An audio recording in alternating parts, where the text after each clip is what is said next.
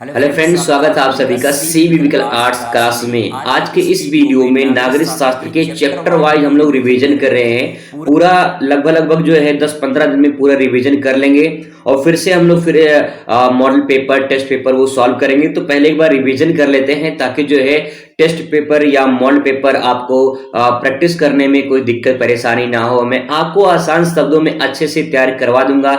बस यहाँ पे थोड़ा सा अगर आप वक्त बिता लेते हैं तो आपको फायदा जरूर मिलेगा। तो चलिए शुरुआत करते हैं।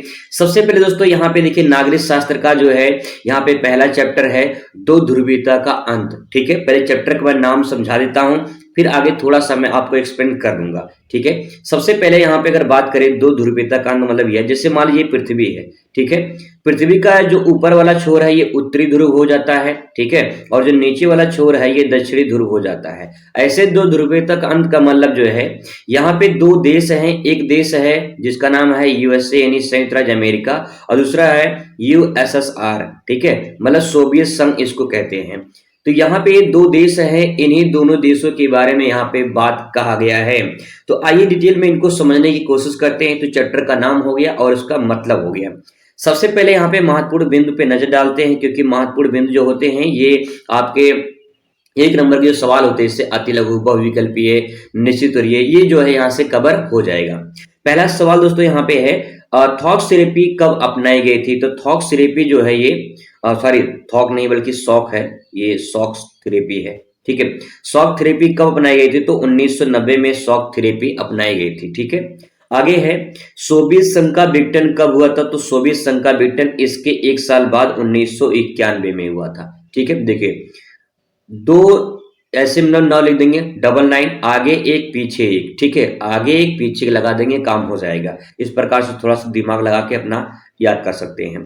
नेक्स्ट है विश्व राजनीति में दो ध्रुवीयता के अंत का कारण क्या था। विश्व राजनीति के ये आपका शॉर्ट क्वेश्चन बन जाएगा यहाँ से कि विश्व की राजनीति में दो ध्रुवीयता के अंत में क्या कारण था, क्यों अंत हुआ दो ध्रुवीय का, इसमें समझना है। तो पहला पॉइंट देखिए यहाँ पे लिखा गया है। पहला प्रश्न मतलब पहला पॉइंट है सोवियत संघ का जो है विघटन। विघटन का नाम होता है अलगाव होना, बिखर जाना। ठीक है, सोवियत संघ जब अलग हो जाता है, जिसमें बहुत सारे देश अलग हो जाते हैं, तो वो पूरा विघटन के कारण ही जो है इसका माना जाता है। ठीक है, दूसरा पॉइंट इसमें लिखेंगे शीत युद्ध का अंत। शीत युद्ध का मतलब ये है कोल्ड वार। जैसे इसमें आप किसी से लड़ाई करते हैं ना, लड़ाई जो करते हैं जब बातों बातों में लड़ाई होती है, कोई हाथापाई नहीं होती, कोई मार नहीं होता है, बातों बातों में मार होता है, तो उसे कोल्ड वार शीत युद्ध के नाम से जानते हैं। ये शीत युद्ध जो हुआ था वो यूएसए और यूएसएसआर के बीच में हुआ था, मतलब कि सोवियत संघ के बीच में हुआ था। तो बातों बातों में जो है ये युद्ध हुआ था, इसलिए शीत युद्ध कोल्ड वार का नाम दिया गया है, क्योंकि उसमें कोई भी गोला बारूद कोई भी हथियार नहीं उठाए गए थे। ठीक है, ये दूसरा पॉइंट होगा। तीसरा पॉइंट यहाँ पे पॉइंट हो जाएगा गुट निरपेक्ष का आंदोलन। गुट निरपेक्ष क्या होता है आगे इसके बारे में चर्चा हम लोग करेंगे, लेकिन उससे पहले आप 3 पॉइंट ध्यान में रखेंगे कि सोवियत संघ का जब विघटन हो गया और शीत युद्ध का जब अंत हो गया और गुट निरपेक्ष जब आंदोलन हो गया, तो इसके कारण जो विश्व राजनीति है दो ध्रुवीयता का यहाँ पे अंत माना जाता है। ठीक है, चलिए बात करते हैं अगले क्वेश्चन पर। यहाँ पे नोट पॉइंट में यहाँ पे कुछ लिखा गया है, देख लेते हैं। बर्लिन की दीवार 1961 में बनी थी और 1989 में गिरा दी गई थी। ये भी इंपॉर्टेंट है। जो बर्लिन जर्मनी की राजधानी बर्लिन है, ठीक है, जर्मनी की राजधानी बर्लिन है, और बर्लिन की दीवार जो 1961 में बनी थी और 1989 में गिरा दी गई थी। तो ये भी पॉइंट ध्यान रखेंगे, आपसे पूछा जा सकता है। क्वेश्चन नंबर अगला आपके सामने दोस्तों यहाँ पे है वर्साय संधि का अगुआ देश कौन था। तो वर्साय संधि का अगुआ देश रूस माना जाता है। ठीक है, जब द्वितीय विश्व युद्ध में जर्मनी की हार हुई थी तो प्रथम विश्व युद्ध द्वितीय विश्व युद्ध हुआ था, आप जानते होंगे। जो प्रथम विश्व युद्ध है वो 1918 से लेकर 1914 से लेकर 1918 तक हुआ था। द्वितीय विश्व युद्ध 1939 से लेकर 1945 तक हुआ था। ठीक है, तो यहाँ वर्साई की संधि हुई थी। वर्साई की संधि में जर्मनी का जो भी शक्ति थी वो छीन ली गई थी, क्योंकि जर्मनी को दोषी ठहराया गया था प्रथम विश्व युद्ध में। इसके बाद क्वेश्चन आता है, क्वेश्चन इंपॉर्टेंट है, मिखाइल गोर्बाचोव कौन थे। तो मिखाइल गोर्बाचोव के बारे में अगर पूछा जाए आपसे तो इसके बारे में लिखेंगे कि सोवियत संघ यानी रूस आप लिख सकते हैं, सोवियत संघ के अंतिम राष्ट्रपति थे। तो जो मिखाइल गोर्बाचोव थे भैया, ये सोवियत संघ के अंतिम राष्ट्रपति थे, ठीक है, अंतिम राष्ट्रपति। आगे इसमें लिखा है कि इनका नाम रूसी इतिहास में सुधारों के लिए प्रसिद्ध है। रूसी क्रांति के नायक प्रथम व्लादिमीर लेनिन थे। रूसी क्रांति के जो नायक थे, इसमें भी एक पॉइंट बन जाएगा, आप अलग से लिख सकते हैं कि रूसी क्रांति के जो नायक थे वो प्रथम व्लादिमीर लेनिन थे, ठीक है, तो बात अलग हो गया। लेकिन अगर मिखाइल गोर्बाचोव के बारे में बात करें तो सबसे पहला ये अंतिम राष्ट्रपति थे सोवियत संघ के। दूसरा, इनका जो नाम दर्ज है इतिहास में, वो किस लिए दर्ज है, तो इतिहास में जो भी सुधार हुए हैं, जो भी समाज सुधार आंदोलन हुए हैं, जो भी आंदोलन के संबंधित सुधार हुए हैं, ये मिखाइल गोर्बाचोव का बहुत बड़ा योगदान था। जैसे हमारे देश में बहुत सारे जो है नेता हैं, महान पुरुष हैं, उनको याद क्यों करते हैं, क्योंकि उनका इतिहास में कुछ उन्होंने अच्छा काम किया है। आप भी बोर्ड पेपर में अच्छा काम करेंगे, अच्छे नंबर से पास हो जाएंगे, तो आपका भी एक दिन नाम आएगा, आपका भी इतिहास में दर्ज हो जाएगा कि आपने 2025 में टॉप किया था, है ना। तो कहने का मतलब दोस्तों ये है कि इनका नाम इस प्रकार से आप इसमें प्रेजेंट कर सकते हैं। आई होप आपको समझ में आ रहा होगा। क्वेश्चन बात करते हैं, अगला क्वेश्चन आपके सामने है, सोवियत प्रणाली से आप क्या समझते हैं, इसके विशेषताओं को उल्लेख कीजिए। तो आपको विशेषता बताना है, सबसे पहले समझना है कि आखिर सोवियत प्रणाली है क्या। उससे पहले यहाँ पे आप देख पाएंगे कि सोवियत प्रणाली समाजवादी व्यवस्था पर आधारित थी, ठीक है। यानी सोवियत प्रणाली का मतलब ये है कि सोवियत प्रणाली का मतलब आप रूस समझ लीजिए, क्योंकि उसमें रूस सबसे बड़ा देश था सोवियत संघ में। तो सोवियत जो प्रणाली है समाजवादी व्यवस्था पर आधारित थी। समाजवादी व्यवस्था का मतलब क्या, जैसे मान लो बहुत सारे लोग हैं जो ईश्वर में विश्वास करते हैं, देवी देवताओं को मानते हैं, लेकिन कुछ लोग ऐसे होते हैं जो ईश्वर में विश्वास नहीं करते, देवी देवताओं को नहीं मानते हैं।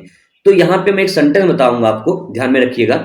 जो लोग मानते हैं ईश्वर को, वो क्या होते हैं, वो भैया आस्तिक होते हैं, है ना, आस्तिक बोलते हैं ना उसे, कि जो लोग ईश्वर को मानते हैं। और जो लोग ईश्वर को नहीं मानते उसे नास्तिक बोलते हैं, कि वो नास्तिक है ना, जो ईश्वर को नहीं मानते हैं। तो इसका मतलब ये है कि जैसे ईश्वर को जो लोग नहीं मानते उनको नास्तिक बोलते हैं, ऐसे ही जो सोवियत संघ के लोग थे ना, वो समाजवादी व्यवस्था पर आधारित थी। समाजवादी का मतलब ये है कि जो भी संसाधन है, उस समाज में जितने लोग हैं सबको बराबर मिलना चाहिए, समानता का अधिकार होना चाहिए, सब में संसाधन बराबर बटे, वही समाजवाद है। आप समाज में रहते हैं, समाज में जो भी संसाधन है जो समाज का है, उस समाज के बराबर सदस्यों को मिलना चाहिए। अगर किसी एक को मिल रहा है तो ये गलत है, ये उसके साथ जो है दुर्व्यवहार हो रहा है। तो वही यहाँ पे कहा गया है कि जो सोवियत संघ है, ये समाजवादी व्यवस्था पर आधारित है, यानी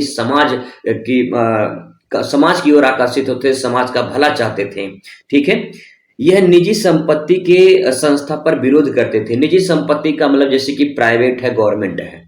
तो अगर मान लीजिए रेलवे प्राइवेट हो जाए, आपने सुना भी होगा रेलवे प्राइवेट हो रहा है, अगर रेलवे प्राइवेट हो जाए, या बिजली विभाग है, अगर ये प्राइवेट हो जाए, तो कुछ लोग विरोध करेंगे, है ना। तो कहने का मतलब ये है कि जब विरोध किया जाएगा तो इसका मतलब ये है कि जो लोग विरोध कर रहे हैं वो समाजवाद की व्यवस्था चाहते हैं, क्योंकि अगर प्राइवेट हो जाएगा तो दिक्कत हो जाएगी, बहुत समस्या हो जाएगी। तो दोस्तों वही बात यहाँ पे कहा गया है कि निजी संपत्ति का यहाँ पे संस्था का विरोध किया गया है और समाज के समानता के सिद्धांत पर जोर दिया गया है। बहुत सिंपल सेंटेंस है, आराम से लिख सकते हैं।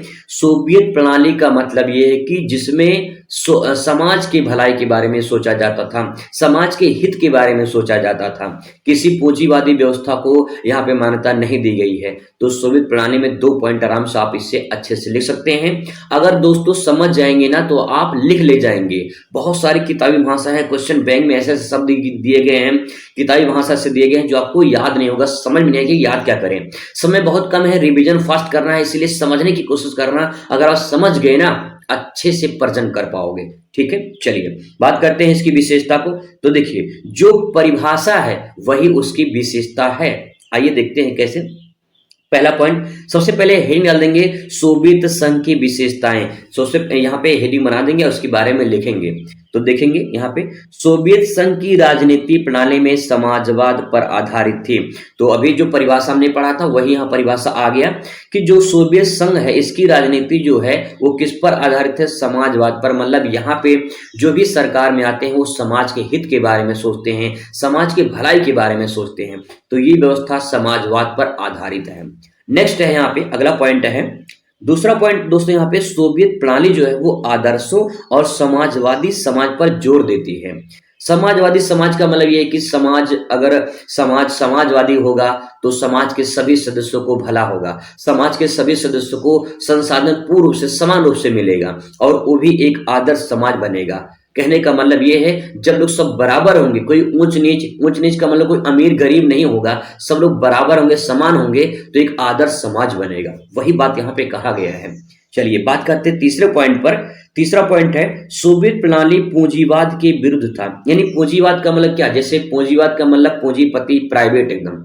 तो कहने का मतलब ये है कि कुछ लोग ऐसे लोग जो अमीर से अमीर होते चले जा रहे हैं और कुछ लोग ऐसे जो गरीब से गरीब होते चले जा रहे हैं। इसका मतलब ये है अगर प्राइवेट हो जाएगा, पूंजीवाद आ जाएगा तो बहुत समस्या हो जाएगी। खासकर भारत जैसे देश में अगर आ जाएगा तो दिक्कत है, हर चीज प्राइवेट होगा, बहुत सारी समस्याएं हो जाएंगी। गरीब लोग और गरीब होते चले जाएंगे, अमीर और अमीर होता चला जाएगा। आप अंतर देख पाएंगे, अगर अंतर इतना ज्यादा हो जाएगा तो आने वाले दिनों में बहुत बड़ी समस्या हो जाएगी। ऐसे ही रूस में भी है, यहाँ पे पूंजीवाद का विरोध किया गया है। आगे देखिए चौथा पॉइंट, सोवियत प्रणाली में संपत्ति पर राज्य का स्वामित्व एवं नियंत्रण होता था। यहाँ पे दोस्तों जो बताया गया है कि जो भी संपत्ति होती थी राज्य का, जो भी उस साम्राज्य का संपत्ति होती थी, उसका स्वामित्व यानी मालिक, स्वामित्व का मतलब मालिक का नियंत्रण कौन होता था, सरकार होती थी। यानी सोवियत संघ होती थी। जो भी संपत्ति है, जो भी समाज है, सॉरी फॉर दैट, जो भी संपत्ति है उसका पूरा देख रेख, उसका पूरा नियंत्रण सरकार के हाथ में होता था और मतलब समाज के हाथ में होता था, ताकि समाज का पूरी बराबर भला हो सके। आगे दोस्तों यहाँ पे देखते हैं अगला पॉइंट, पांचवा पॉइंट है यहाँ पे सोवियत संघ के पर्याप्त वस्तु उपलब्ध थे। सोवियत संघ के पर्याप्त वस्तु उपलब्ध थे मतलब ये है कि जो भी सोवियत संघ में जो भी संसाधन थे वो पर्याप्त थे और वही संसाधन समाज में बराबर बंटना चाहिए। ठीक है, आगे पॉइंट देखिए यहाँ पे, सोवियत संघ में समाज में रोजगार की मूलभूत आवश्यकताएं आसानी से उपलब्ध हो जाती हैं। देखिए सिंपल सी बात ये है कि अगर प्राइवेट होगा तो कुछ चुनिंदा लोगों को ही रोजगार मिलेगा, लेकिन सरकारी अगर रहेगा तो सबको बराबर मौका मिलेगा, चाहे जो अप्लाई कर सकता है, चाहे जो सरकारी सेक्टर में जा सकता है। लेकिन प्राइवेट में क्या होगा, प्राइवेट में किसी ऐसे लोग को वहां पे रखा जाएगा जिसके पास एक स्किल होगी, या फिर कुछ लोग चुनिंदा लोग ही जा सकते हैं। तो इसीलिए समाज यहाँ पे सोवियत संघ समाजवाद चाहता था और इसी कारण जो है यहाँ पे समाजवाद का विस्तार हो रहा है। ठीक है, तो दोस्तों ये पॉइंट आपको समझ में आया होगा। क्वेश्चन नंबर अगला देखते हैं, इंपॉर्टेंट क्वेश्चन आपके सामने है, शॉक थेरेपी क्या है, इसके परिणाम का वर्णन कीजिए। शॉक थेरेपी, जैसे करंट लगता है ना, करंट लगता है, शॉक लगता है, झटका लगता है, एक तरह से कह सकते हैं। जब झटका लगता है तो हम उसका उपचार करते हैं, इलाज करते हैं। यानी सिंपल सी बात है, जब चोट लगती है तो उसका इलाज किया जाता है। ऐसे ही शॉक थेरेपी है। शॉक थेरेपी का मतलब यह है आघात देकर उपचार करना, यानी पहले चोट पहुंचा देना, फिर जो है उसका उपचार करना। यानी पहले किसी को मार दें, फिर कहें भैया सॉरी गलती हुई, गलती से लग गया। तो ये क्या है, ये शॉक थेरेपी है। आप ऐसे समझ के अपनी भाषा में लिखेंगे ना, तब भी आपको पूरा नंबर मिलेगा, कटेगा नहीं, लेकिन आप सही तरीके से लिख रहे हैं। यहाँ पे दोस्तों ध्यान रखेंगे, सोवियत संघ का मतलब शॉक थेरेपी का मतलब यही है कि सोवियत संघ के पतन के बाद रूस पूर्वी यूरोप के मध्य और एशिया के देशों में साम्यवादी से पूंजीवादी की ओर संक्रमण की ओर बढ़ने लगे। इससे एक विशेष मॉडल बनाया गया जिसे शॉक थेरेपी कहा गया। अब सिंपल सी बात है, मैं आपको बताने की कोशिश करूंगा। देखिए बहुत इंटरेस्टिंग कहानी है, समझने की कोशिश करें दोस्तों, बहुत कुछ समझा दूंगा आपको और बहुत कुछ समझ में आ जाएगा। सोवियत जो संघ था ये मानता क्या था, समाजवाद होना चाहिए। ठीक है, समाजवाद होना चाहिए। अब देखिए जब सोवियत संघ का पतन हो गया दोस्तों, तो यहाँ पे जो भी लोग थे, यहाँ पे ना सोवियत संघ समाजवाद मानता था ये, और जब इसका पतन हो गया तो सारे लोग वो पूंजीवाद की तरफ आकर्षित होने लगे। ठीक है, पूंजीवाद की तरफ आकर्षित होने लगे। अब यही जो पहले कहा सोवियत संघ में कि हम समाजवाद होंगे, फिर बाद में जो है पहले समाजवाद करके फिर पूंजीवाद में लोग कन्वर्ट हो गए। तो इसका मतलब ये है कि पहले चोट दिया और फिर इसके बाद उपचार कर रहे हैं। तो वही बात यहाँ पे कहा गया है, पहले समाजवाद लोग चाहते थे, लेकिन जब उसका पतन हो गया फिर इसके बाद धीरे धीरे पूंजीवाद के लोग आकर्षित हो गए और यही एक विशेष मॉडल बनाया गया जिसे शॉक थेरेपी का नाम दिया गया। और शॉक थेरेपी का मतलब होता है आघात पहुंचाकर उपचार करना। एक एग्जाम्पल के माध्यम से समझते हैं। जैसे मान लीजिए आप दोस्तों का समूह है, गुट है, 5 दोस्तों का मान लीजिए समूह है, ठीक है। इसमें से एक दोस्त ऐसा है जो डेली खर्चा करता है, पार्टी करता है, एंजॉयमेंट करते हैं सारे दोस्त मिलकर। एक दिन सिचुएशन ऐसा है कि आपके दोस्त के पास पैसा खत्म हो गया, फिर किसी दूसरे दोस्त के पास जो है पैसा आया, मतलब कि उसकी लॉटरी लग गई या फिर कुछ भी हो गया, मान लीजिए उसके पास पैसा आ गया दूसरे दोस्त के पास में। अब ये दोस्त जब इसके पास पैसा खत्म हो गया तो ये 5 दोस्त क्या करेंगे, इसके पास कन्वर्ट हो जाएंगे, है ना। जो उसके पास कन्वर्ट हो जाएंगे तो कहने का मतलब यही होगा कि पहले इसके पास जाते थे, लेकिन जब उसका पैसा खत्म हो गया तब इसके पास जा रहे हैं पार्टी करने के लिए, एंजॉयमेंट करने के लिए। ऐसे ही जब लोग यहाँ पे समाजवाद चाहते थे, धीरे धीरे लोग पूंजीवाद की तरफ आकर्षित हो गए। तो यही पूरी प्रक्रिया एक विशेष मॉडल के रूप में कहा गया कि भैया शॉक थेरेपी यानी आघात देकर उपचार करना। आसानी से समझ सकते हैं अगर आप समझ गए होंगे तो, ठीक है। अब देखिए पॉइंट और उसमें और लिखेंगे, विश्व बैंक एवं अंतर्राष्ट्रीय मुद्रा कोष द्वारा इस प्रकार का मॉडल बनाया गया था। विश्व बैंक और अंतर्राष्ट्रीय मुद्रा कोष यानी वर्ल्ड बैंक इसे बोलते हैं और इसको बोलते हैं अंतर्राष्ट्रीय मॉनेटरी फंड यानी इंटरनेशनल मॉनेटरी फंड इसको बोलते हैं। इन दोनों की स्थापना 1944 में हुई थी, ठीक है। यानी विश्व बैंक और अंतर्राष्ट्रीय मुद्रा कोष की स्थापना जो है 1944 में इसकी स्थापना की गई थी और इन दोनों ने ही ये मॉडल बनाया था। यानी विश्व बैंक और अंतर्राष्ट्रीय मुद्रा कोष के द्वारा एक मॉडल तैयार किया गया जिसे शॉक थेरेपी के नाम से जाना जाता है, ठीक है। चलिए बात करते हैं अगले पॉइंट पर। अगला पॉइंट है सोवियत संघ के विघटन के परिणाम क्या है। तो विघटन हम लोग देख लिए हैं, आगे पीछे हो गया है। अब देखिए यहाँ पे लिखा गया है पूर्व सोवियत संघ में कौन सा राज्य था, तो यहाँ पे यूक्रेन इसका राइट आंसर हो जाएगा। और यहाँ पे मैं थोड़ा समझा दूं, जैसे द्वितीय विश्व युद्ध देख सकते हैं यहाँ पे, ये द्वितीय विश्व युद्ध है। द्वितीय विश्व युद्ध में बात करें तो यहाँ पे देखिए एक प्रकार से देखा जाए पूंजीवादी जो था वो ये पहली दुनिया थी और इसके बाद जो है ये समाजवादी ये दूसरी दुनिया थी। तो यहाँ से क्वेश्चन बनेगा कि पहली दुनिया या दूसरी दुनिया के नाम में किसे जाना जाता है। तो जो दूसरी दुनिया है उसे रूस यानी समाजवादी के नाम से जाना जाता है और जो पहली दुनिया है उसे कहा जाता है पूंजीवादी। यहाँ से सवाल बनेगा कि पहली दुनिया किसे कहा जाता है। तो पहली दुनिया जो पूंजीवाद है उन्हें पहली दुनिया, जिसका समर्थक यूएसए था, इन्हें पहली दुनिया कहा गया। और दूसरी दुनिया जो है वो समाजवादी के लोग थे जिन्हें जो रूस समर्थक था। तो इस प्रकार से यहाँ से क्वेश्चन बनेंगे, ये पॉइंट आप ध्यान में रखेंगे, अलग से क्वेश्चन बनेगा, ठीक है। चलिए तो दोस्तों यहाँ पे देख सकते हैं ये दूसरा चैप्टर आ गया है। इन चैप्टर मतलब पहले चैप्टर में अगर इतना आप रिवीजन कर लेते हैं ना, इतना रिवीजन, तो समझ जाए कि जो है आपको कोई दिक्कत परेशानी नहीं होगी, ठीक है। यहाँ पे एक पॉइंट हम लोग और कवर कर लेते हैं कि सोवियत संघ के विघटन का परिणाम क्या हुआ। ये क्वेश्चन आपसे पूछा जा सकता है कि सोवियत संघ के विघटन का क्या परिणाम हुआ, ठीक है। आइए इसको फटाफट देख लेते हैं। तो देखिए सोवियत संघ जब आप बोर्ड का पेपर देंगे तो उसके बाद आपका परिणाम आएगा यानी रिजल्ट आएगा। ऐसे ही सोवियत संघ का जब विघटन हो गया तो उसका क्या रिजल्ट निकला ये हमें समझना है। जैसे मान लो किसी परिवार में 3 भाई रहते हैं, जब ये अलग अलग हो जाएंगे, 3 भाई जब अलग अलग हो जाएंगे तो उसके बाद क्या प्रभाव पड़ेगा, क्या रिजल्ट मिलेगा, उसको हमें समझना है। चलिए देखते हैं इसको आसान शब्दों में।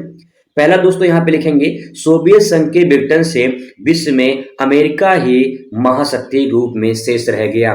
देखिए 2 ध्रुवीय थे, एक ध्रुवी था यूएसए, ठीक है, और दूसरे ध्रुव पे था यूएसएसआर, मतलब ये है सोवियत संघ, ठीक है। जब यूएसएसआर में सोवियत संघ का विघटन हो गया, पतन हो गया, अलग अलग देश अलग हो गए, तो उसमें से एक देश निकलकर सामने आता है, रूस अकेला बचता है, तो यूएसए जो है एक महाशक्ति के रूप में उभरता है। वही बात यहाँ पे कहा गया है। सिंपल आसान शब्दों में ले सकते हैं कि सोवियत संघ के विघटन के बाद उसमें यूएसएसआर यानी सोवियत संघ और संयुक्त राज्य अमेरिका में अमेरिका महाशक्ति के रूप में उभरता है, पहला पॉइंट, ठीक है। दूसरा लिखेंगे इसमें सोवियत संघ से जितने गणराज्य अलग हुए थे वे स्वतंत्र होकर अपनी शक्ति की वृद्धि करने लगे। इसमें मतलब कि अपनी शक्ति का वृद्धि करने लगे। सिंपल सी बात यह है कि जितने सोवियत संघ में गणराज्य यानी देश थे वो अलग हुए, जैसे कि लिथुआनिया है, एस्टोनिया है, लाटविया है, यूक्रेन है, बेलारूस है। ऐसे बहुत सारे देश थे जो सोवियत संघ में थे। वो बाद में धीरे धीरे जब पतन हो गया सोवियत संघ का तो धीरे धीरे ये देश अलग हो गए और आज की डेट में आप यूरोप महाद्वीप में देख पाएंगे एक नया मुल्क बना हुआ है, एक नया देश बना हुआ है इन सभी को मिलाकर। ठीक है, मतलब अलग अलग देश बने हुए हैं। तीसरा पॉइंट है यहाँ पे, सोवियत संघ के विघटन के कारण भारत ने विश्वसनीय मित्र खो दिया है। यानी भारत का जो विश्वसनीय मित्र था वो सोवियत संघ था, लेकिन बाद में जो है वर्तमान में रूस जो है भारत का सबसे बड़ा मित्र बना हुआ है और सबसे बड़ा मददगार भी है। तो आप आसानी से लिख सकते हैं। तीसरा पॉइंट, चौथा पॉइंट है, सोवियत संघ के पूर्व मध्य में तेल भंडारों और संयुक्त राज्य अमेरिका का प्रभुत्व स्थापित हो गया। यानी संयुक्त राज्य अमेरिका कुछ हिस्से पे तेल भंडार जो थे अब स्थापित किसका हो गया, मतलब किसका मालिकाना हक हो गया उस पे, संयुक्त राज्य अमेरिका का हक हो गया। ठीक है, चलिए अगला पॉइंट है, सोवियत संघ के विघटन के बाद शीत युद्ध का दौर समाप्त हो गया। शीत युद्ध का जो दौर चल रहा था यूएसएसआर में और जो है आपका अमेरिका में, जब पतन हो गया इसका तो जो है कोल्ड वॉर भी समाप्त हो गया। ठीक है, चलिए बात करते हैं अगले पॉइंट पर। नए देश के उदय हुए जैसे कि Ukraine, Belarus, Latvia, Estonia, Lithuania, ये कुछ देश हुए, नए देश का उदय हुआ, नए देश बने। जैसे जब भारत का बंटवारा हुआ तो नए देश बने, पाकिस्तान, फिर उसके बाद जो है धीरे से फिर बांग्लादेश भी नया देश बना। तो कहने का मतलब ये है कि जैसे भारत में अलग अलग देश बन गए थे, ऐसे ही यहाँ पे जब इसका पतन हो गया तो Ukraine, Belarus, Latvia, Lithuania, Estonia, ये सब जो देश हैं आगे चलकर नए देश बनते हैं। इसके बाद पूंजीवादी अर्थव्यवस्था में वृद्धि हो जाती है, जहां एक तरफ समाजवाद का समर्थक था सोवियत संघ, वहीं अब जब उसका पतन हो गया तो इसके बाद जो है पूंजीवादी अर्थव्यवस्था में वृद्धि होती चली गई। अगला पॉइंट है यहाँ पे, हिंसक अलगाववादी आंदोलन का प्रारंभ हो गया। हिंसक अलगाववादी का मतलब ये है कि जैसे जब भारत के साथ जो है पाकिस्तान का बंटवारा हुआ था तो पाकिस्तान और बांग्लादेश जी, मतलब एक तरफ पश्चिमी पाकिस्तान और एक तरफ पूर्वी पाकिस्तान के नाम से ये बंटवारा हुआ था। लेकिन धीरे धीरे क्या हुआ कि पाकिस्तान, पश्चिमी पाकिस्तान और पूर्वी पाकिस्तान आपस में लड़ने लगे और फिर इसके बाद जो है पूर्वी पाकिस्तान एक नया मुल्क बनता है जिसका नाम होता है बांग्लादेश। ऐसे ही यहाँ पे हिंसक अलगाववादी आपस में ही सब लड़ने लगे और धीरे धीरे ये अलगाव होता चला गया। तो ये पूरी प्रक्रिया थी, इस प्रकार से आप इसे समझ सकते हैं। और यहाँ पे दोस्तों पूरी की पूरी मैंने एक चैप्टर रिवीजन कर दिया। अगर आप इतना तैयार कर लेते हैं ना तो आपके पेपर में यहीं से क्वेश्चन देखने को मिलेगा। जब मुलाकात करेंगे दूसरे वीडियो में तो नए चैप्टर पे शुरुआत करेंगे और लगभग 15-20 दिन में पूरी रिवीजन कर लेंगे। फिर इसके बाद मॉडल पेपर, टेस्ट पेपर लेकर आएंगे ताकि आपकी अच्छी खासी तैयारी हो जाए। चिंता मत करिए, आपको आसान शब्दों में अच्छे से मैं तैयारी करवा दूंगा। चलिए मुलाकात करेंगे दूसरे वीडियो में, तब तक खुश रहिए, मस्त रहिए और जिंदगी में स्वस्थ रहिए। धन्यवाद।